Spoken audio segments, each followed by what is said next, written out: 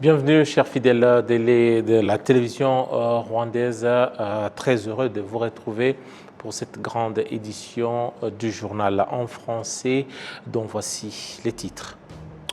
Le Rwanda n'est pas d'accord avec les allégations de la Cour d'appel de la Grande-Bretagne selon lesquelles le Rwanda n'est pas un pays sûr pouvant accueillir des migrants.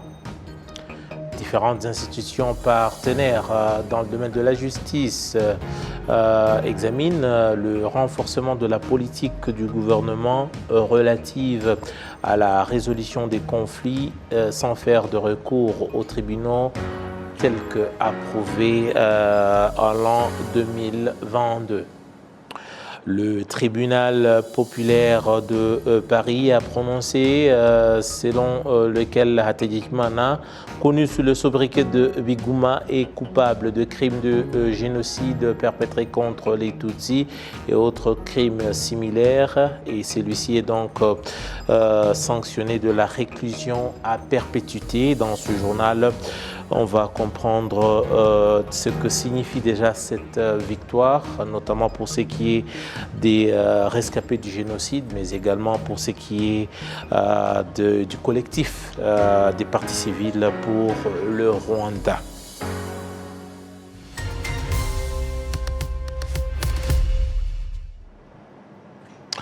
Une fois de plus, bienvenue à cette édition. Je vous le disais en titre que le gouvernement du Rwanda n'est pas d'accord avec les allégations de la Cour d'appel de la Grande-Bretagne selon lesquelles les allégations donc le Rwanda n'est pas un pays sûr pouvant accueillir des migrants.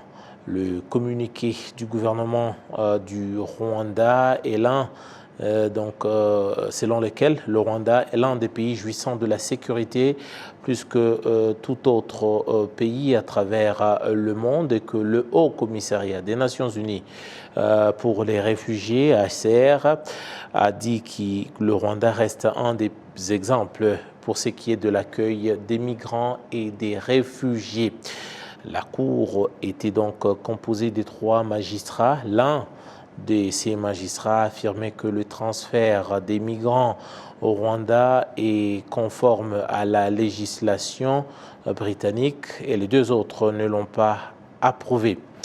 Le gouvernement britannique a fait savoir qu'il s'apprête à interjeter appel auprès de la Cour suprême pour le verdict de la Cour d'appel qui déshonore le programme consistant à transférer des migrants au Rwanda.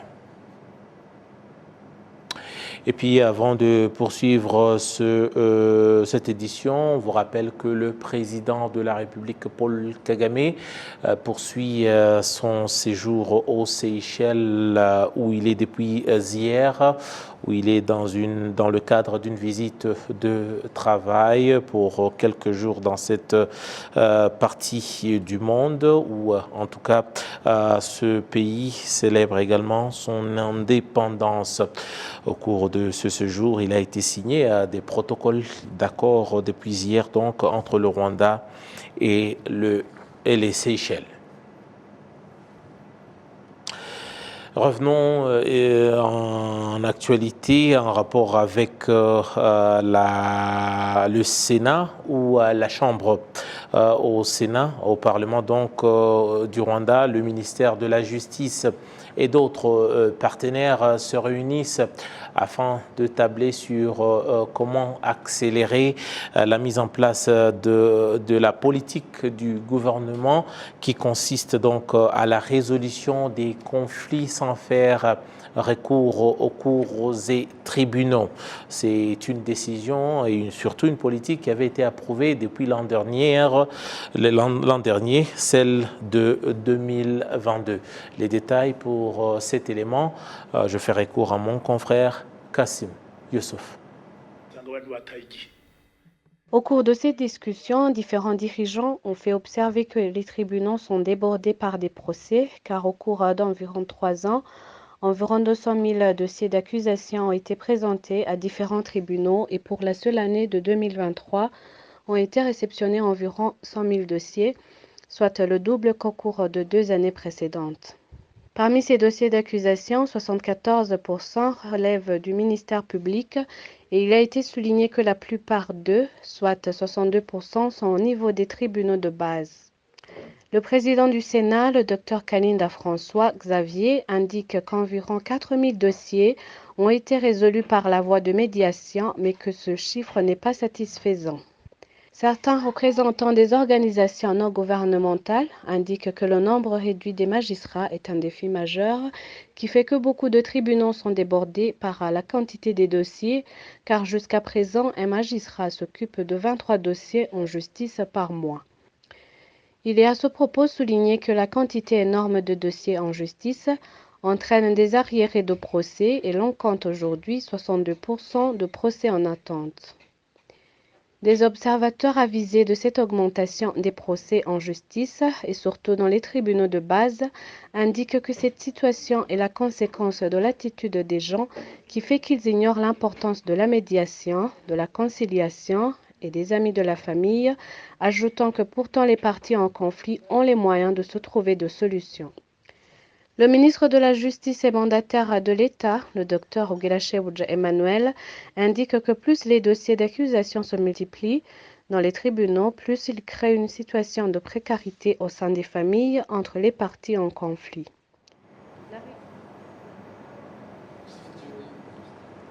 Merci. Donc, il s'agissait de Winnie Nkurunziza plutôt que de Kassim Youssouf.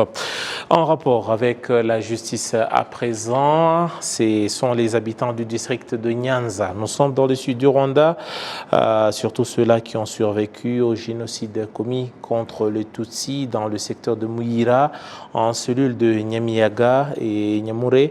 Ces derniers indiquent qu'ils ont approuvé, surtout salué, le verdict du tribunal populaire de Paris et à celui-ci qui a prononcé la perpétuité qui a retenu donc la perpétuité pour Philippe Hategekimana, connu sous le sobriquet des Biguma. Celui-ci donc a été reconnu coupable des crimes de génocide commis contre les Tutsis et autres crimes similaires. On trouve parmi ces habitants et survivants du génocide ceux-là qui ont survécu donc et sur cette colline de Nyamure où environ 10 000 Tutsis ont été massacrés. Ces derniers disent qu'ils ont vu Biguma et qu'ils le connaissent, et d'autres affirment que le rôle qu'il a joué dans l'exécution du génocide commis contre les Tutsis l'a rendu très populaire de manière négative, notamment lorsqu'il a donné l'ordre aux gendarmes de commencer le génocide dans cette partie du pays. Ils ajoutent également qu'ils sont contents du fait que la justice soit rendue plus tôt et apprécient que les pays étrangers accordent davantage l'importance au génocide commis contre les Tutsis. On écoute quelques-uns de ces survivants.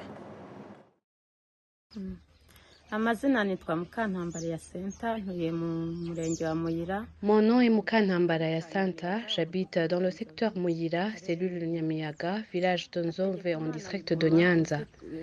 Ce que je sais à propos de Hategekimana Philippe, connu sous le pseudonyme de Biguma, c'est qu'il est venu exterminer des milliers de Tutsis qui s'étaient réfugiés sur la colline de Nyamure. Là où nous étions rassemblés, un véhicule plein de gendarmes et des militaires sur les ordres de ce Hategekimana, Biguma, est venu pour exterminer ceux qui se trouvaient sur la colline de Nyamure, et c'est là où j'ai perdu les membres de ma famille, notamment mes 2 parents et 9 de mes frères et sœurs et d'autres proches parents, et j'ai survécu seul. Le verdict que la justice française a prononcé contre lui, pour moi, en tant que Mukantambara Yasanta, m'a plu parce que le gouvernement français nous a prouvé la justice. Et puis rien ne devrait pas s'ajouter à la sanction qui lui a été infligée. C'est pourquoi pour moi il n'y a pas de problème. Ce sont là les témoignages des survivants du génocide commis contre les Tutsis dans la partie, donc dans le sud du Rwanda, c'est à Nyanza. Justement, ce propos, dans ces studios, nous sommes avec Maître Faustin Murangwa. Il est ancien avocat au tribunal international pour le Rwanda. Maître, bienvenue dans nos studios. Déjà, la question est de savoir aujourd'hui que représentait déjà ce procès de Philippe Hategekimana, qui il était par rapport déjà à ses responsabilités bien avant même le prononcé de ce verdict. Bon, en fait, ce que représente ce procès, c'est en fait un procès d'un ancien gendarme, à savoir, donc, disons, quelqu'un qu'on place dans les forces armées. Donc, quelqu'un qui, normalement, devrait assurer la sécurité de la population, mais par contre, qui s'est mis à donner les ordres et à massacrer les populations civiles, à commencer par le bourgmestre qui avait résisté à tuer les gens. Il a ordonné le massacre de ce bourgmestre pour que les Interahamwe et ces gendarmes commencent à exécuter le reste. Tout à l'heure, je posais la question de savoir, j'aimerais beaucoup plus savoir déjà la catégorie, parce que le génocide a eu des mains qui ont permis donc la mise en œuvre du génocide. Mais déjà, ce Philippe, on a même du mal à retrouver ces images.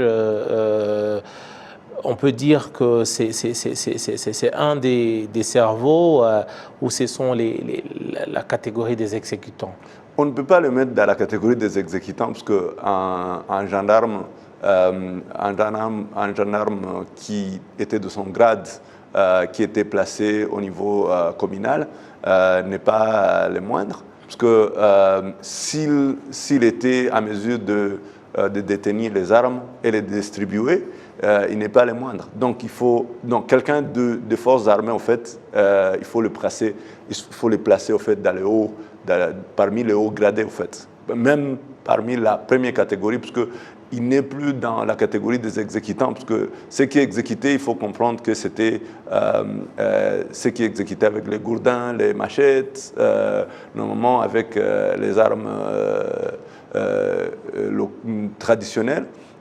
Mais celui qui détenait les armes et qui avait la capacité de les distribuer et de donner les ordres jusqu'à exécuter un bourgmestre, il n'est pas le moindre. Donc c'est quelqu'un de placé dans la plus haute catégorie. Voilà même la peine qu'il encourt, la perpète.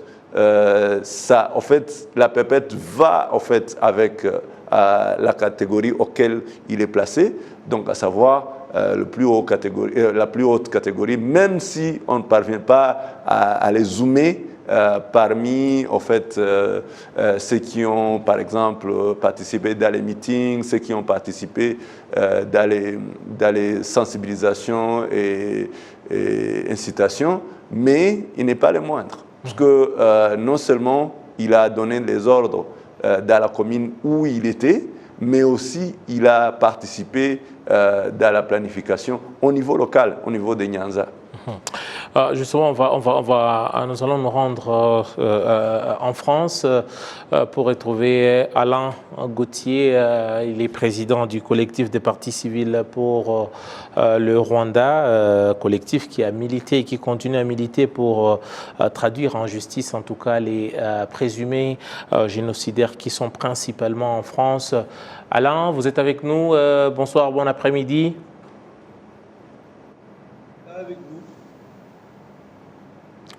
Vous m'entendez, Alain? Oui, je vous entends bien.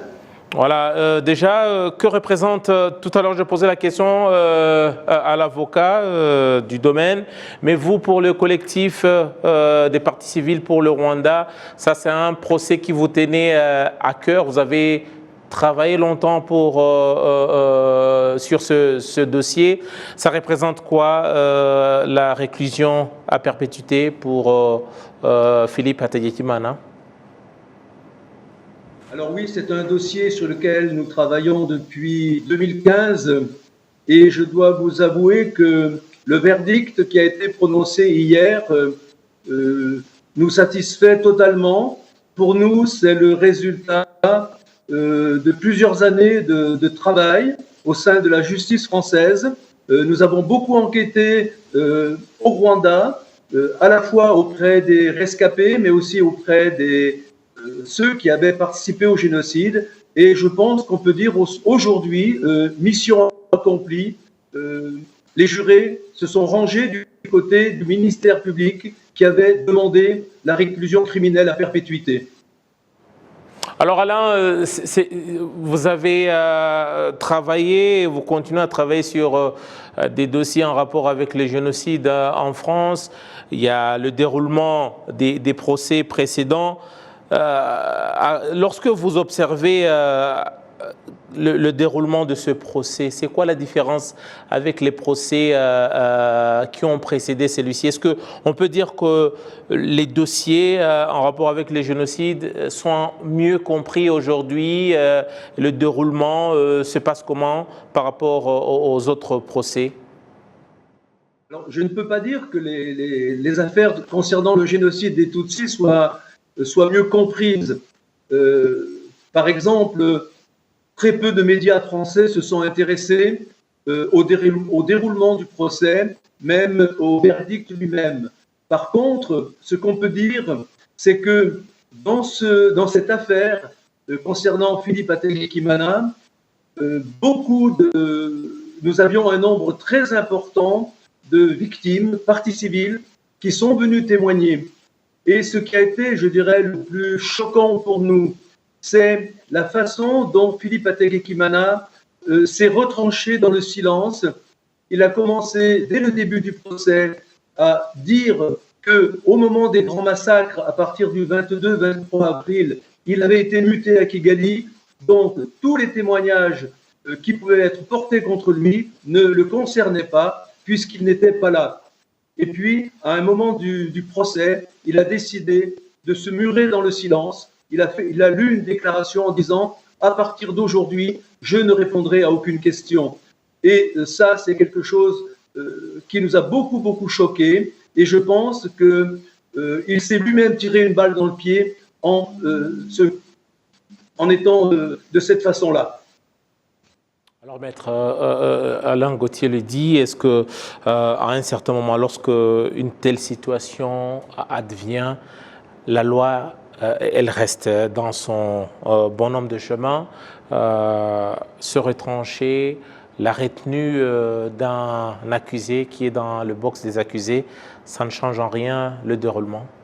Bon, effectivement, ça change un peu quelque chose parce que quand même, comme le dit Gauthier, les victimes aimeraient bien entendre l'accusé et entendre de ses propres mots, par exemple, reconnaître ou ne pas reconnaître, ou bien s'expliquer sur les faits qui lui sont reprochés.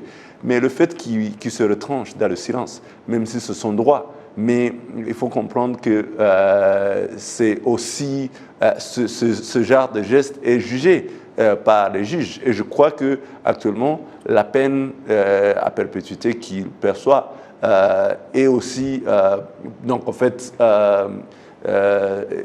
sans des désavantages d'avoir une telle peine, le fait de ne pas vouloir coopérer avec la justice. Parce qu'il avait commencé en parlant et en évoquant quelques faits, mais lorsqu'il y a eu des témoins qui l'ont démenti, surtout par rapport à sa mutation, à savoir le général qui était son chef, et puis d'autres témoins qui disent qu'il avait été muté en mai, pas en avril, il a décidé de se retrancher dans son silence, ce qui est un droit, mais aussi ce qui est en soi un mauvais choix, un choix qu'il doit assumer par rapport à la peine qu'il a obtenue. Pour libérer Alain Gauthier. Alain, est-ce que vous avez eu, par exemple, au téléphone ou des réactions, des vives réactions de survivants à Nyanza, des gens avec qui vous avez travaillé, des survivants tout au long de ces mois, de ces années? Il y a eu des réactions par rapport à ce verdict? Oh oui, bien sûr. Dès l'annonce du verdict qui a été diffusé immédiatement au Rwanda, nous avons reçu un nombre considérable de messages, de coups de fil, d'appels concernant en particulier les partis civils qui s'étaient constitués auprès du collectif que j'anime. Et on a bien senti de leur part une immense reconnaissance pour le travail que nous avons accompli dans cette affaire. Effectivement, je pense qu'à Nyanza aujourd'hui et un peu partout dans cette région-là, à Nyamuré, à Nyabubare, à Izar-Songa, eh bien, une grande satisfaction s'est manifestée pour ce verdict qui rend enfin, qu'il rend justice aux rescapés et aux victimes de leur famille. Et pour terminer, c'est quoi la suite des événements? Qu'est-ce que vous avez sur votre agenda? Des procès en perspective pour bientôt? Oui, alors dès le 13 novembre, eh bien, nous allons retourner aux Assises de Paris. Ça va être le procès du docteur Sosten Monyemana, qui était surnommé le boucher de Tumba. Sosten Monyemana qui a perpétré le génocide, donc à Butare aussi, on reste dans la même région, et son procès aura lieu du 13 novembre au 22 décembre. En attendant, celui de Eugène Boamoutio, qui est aussi un médecin qui était à Butare pendant le génocide, mais dont les dates du procès n'ont pas été fixées. Et puis, n'oublions pas les deux procès en appel qui doivent aussi avoir lieu, puisque Claude Mouhaïmana et Laurent Boutimalota ont fait appel. Donc, nous devrons recommencer ces procès-là. Je vous signale aussi que les avocats de Philippe Ateglimana ont fait appel et que on devra une nouvelle fois, à notre grand désespoir, recommencer le procès Philippe Ateglimana. C'est comme si, dans cette procédure d'appel, c'est comme si les 2 mois que nous venions de passer étaient annulés, comme si le travail du jury n'avait pas existé. Ça, c'est quelque chose qui, dans la loi française, nous désespère complètement. Merci beaucoup Alain Gauthier, maître, pour vous lâcher également. Est-ce que ceci laisse présager une justice pour les survivants du génocide ou l'humanité tout entière? Parce que bientôt, 30 ans après les génocides commis contre les Tutsis, on peut enfin dire, du moins pour ce qui est de gros poissons, que justice sera rendue, du moins les survivants auront un certain soulagement. Donc, au moins un soulagement, mais 30 ans quand même, une justice qui est retardée, c'est une justice qui est dénie. Et voilà, on a attendu 30 ans pour Philippe, on a attendu que Laurent Boutibarouta soit vieux pour le juger, on attendra encore plus pour le prêtre Mouniechaka, comme tant d'autres qui sont recherchés en France et qui restent en France. Et je crois que ça en pas vers la justice, mais je crois que les victimes et la communauté internationale attendent beaucoup de la France comme de l'Angleterre. Merci beaucoup, Maître Faustin Mourangwa. Je rappelle que vous avez été avocat au tribunal international pour le Rwanda à Arusha. Merci beaucoup d'être passé dans nos studios. Également, merci à Alain Gauthier, président du collectif des partis civils pour le Rwanda. Poursuivons avec l'actualité, avec notamment des délégations en provenance de 11 pays d'Afrique qui sont donc rassemblés à Kigali pour 3 jours, et ces derniers examinent donc le nouveau procédé de transmission des rapports sur la mise en exécution des engagements que les pays se sont fixés en 2015. Parlons diplomatie, avec notamment, on rentre à la primature avec l'audience accordée ce mercredi où le Premier ministre, le docteur Ngirente Edouard, a reçu dans son bureau à la primature l'envoyé spécial du président de la République de la Corée du Sud. Au menu de leur discussion, il s'agissait bien sûr de la coopération coopération entre le Rwanda et ce pays qui s'étend sur plusieurs domaines. Les détails, c'est avec Nilidandi Patrick. Cette délégation de la Corée du Sud comprenait des membres éminents de la communauté des affaires de ce pays. Les échanges ont porté notamment sur la coopération économique entre le Rwanda et la Corée du Sud. L'année dernière, mon président Yoon Suk-yeol a annoncé que sa priorité était la politique internationale des affaires étrangères avec ses 3 piliers. Le premier est le libéralisme, le second est la paix et le troisième est le développement durable. Ici, il a voulu mettre l'accent sur l'expansion des activités et la large coopération visant le développement avec les pays africains, avec le libéralisme, la paix et le développement durable. Donc, le Rwanda est l'un des pays qui bénéficie de ces piliers. C'est pourquoi je suis venu ici afin de continuer à renforcer la coopération tous azimuts entre les 2 pays, notamment dans ce volet économique.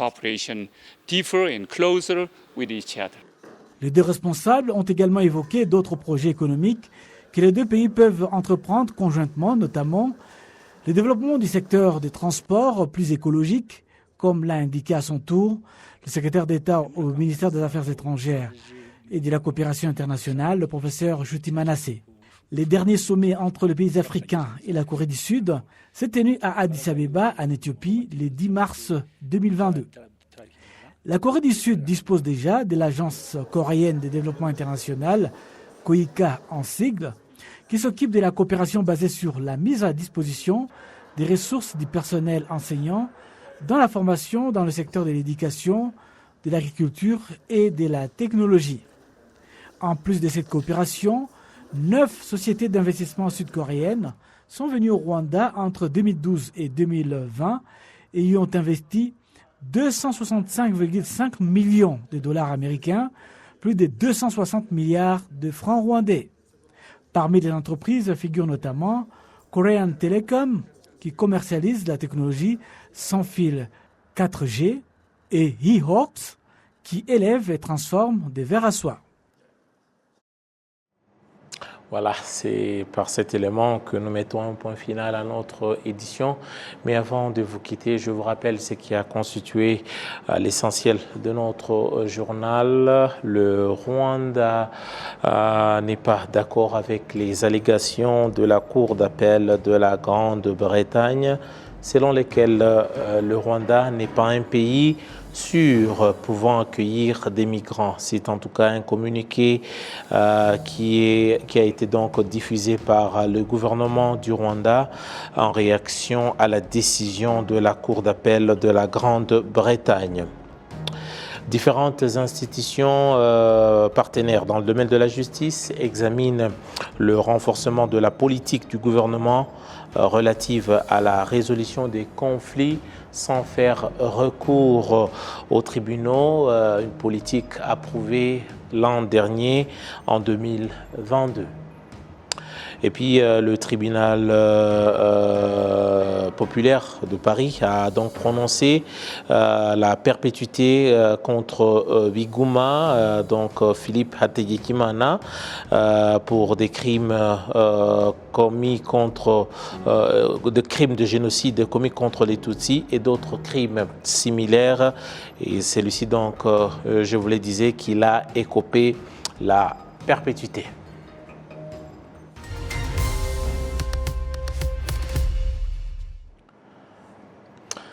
Merci beaucoup donc pour votre fidélité. Restez bien fidèles à nos programmes. J'aurai tout le plaisir de vous retrouver très prochainement pour une nouvelle édition.